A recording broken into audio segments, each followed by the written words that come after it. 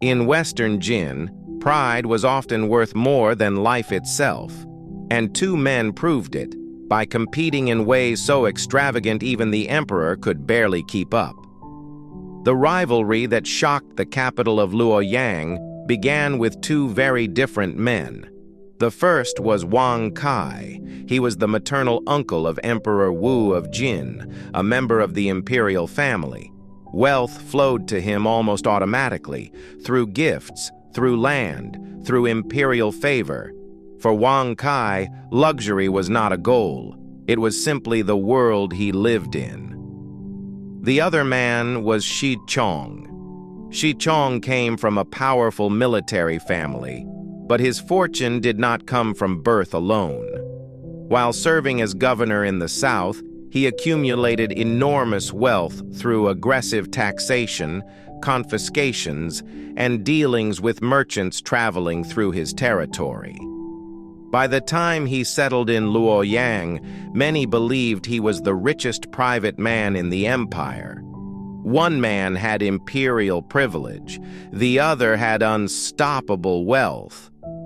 When these two men began comparing lifestyles, the capital quickly realized something unusual was happening. This was not ordinary bragging. They were actually doing these things. The first moment came during a banquet. Wang Kai decided to demonstrate his wealth in a simple way. Instead of washing cooking pots with water, he ordered his servants to clean them using malt sugar syrup. Golden syrup poured into iron pots, then wiped away casually, as if sweetness itself were disposable. For most people in the hall, sugar was already a luxury food. Using it to clean cookware was astonishing. Guests murmured in amazement, but Shi Chong said nothing. The following day, he invited many of the same people to his estate. During the meal preparations, Shi Chong glanced toward the kitchen and said calmly, "Water is too cold in winter. Use something warmer." Servants returned carrying bundles of wax candles. In the Western Jin period, wax candles were luxury imports, far more expensive than sugar. Without hesitation, they broke the candles apart and threw them into the stove as fuel. The flames rose instantly. No one spoke. Round one was already decided. Wang Kai refused to accept defeat. Soon afterward, he organized a grand display outside his residence. Along the main road near his mansion, workers erected purple silk canopies stretching nearly 40 li. In the Western Jin era, 1 li measured roughly 400 meters. That meant the Silk Road covered almost 16 kilometers. Travelers walking through Luoyang could see the purple fabric stretching far into the distance. The spectacle stunned the capital, but Shi Chong responded in his own way. From the gate of his Golden Valley estate, he ordered workers to line the road with embroidered brocade. Brocade was far more expensive than ordinary silk. It required complex weaving techniques and decorative patterns. And Shi Chong did not stop at 40 li. His brocade stretched 50 li, nearly 20 kilometers. People traveling between the two estates could see the difference immediately. The purple silk was impressive, but the brocade was brighter, heavier, and far more valuable. Again, the verdict was obvious. Shi Chong had won another round.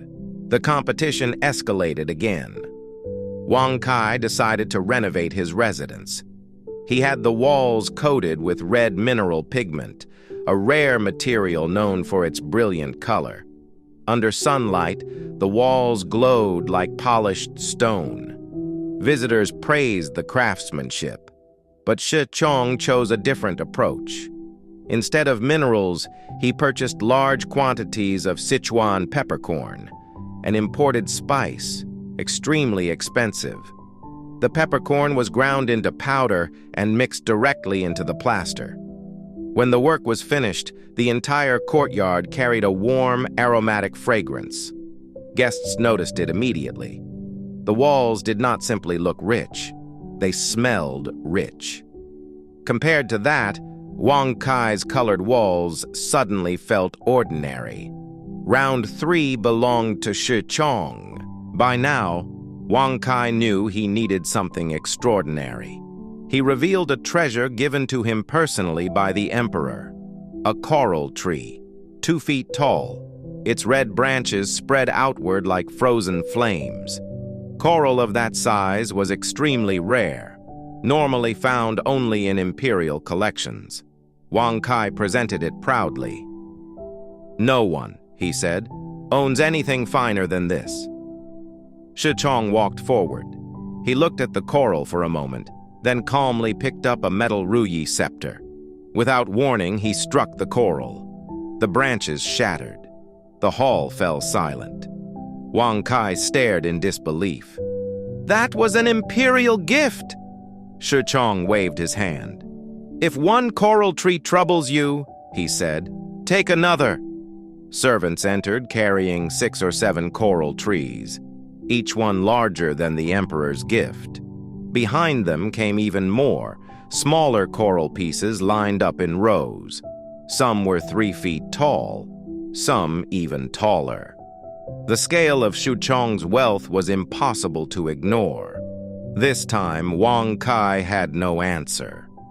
The competition was over. But Shi Chong's victory did not bring peace. His Golden Valley estate had become the most extravagant residence in Luoyang, and in a court filled with jealousy and intrigue, that kind of wealth attracted dangerous attention.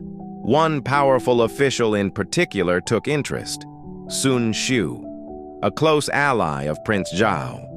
Sun Xiu demanded that Shi Chong give him a woman from his household, Lu Zhu, a famous singer known throughout the capital.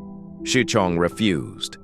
In the politics of Western Jin, refusal could be fatal. Sun Xiu accused him of treason. Troops were sent to seize the Golden Valley estate. Shi Chong was arrested and executed. His enormous wealth, coral trees, brocade roads, pepper walls, was confiscated or destroyed. And Lu Zhu? According to the chronicles, she chose death rather than capture.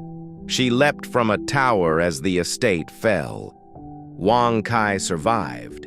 His position as the emperor's uncle protected him, but the story people remembered was not his survival. What remained was the spectacle.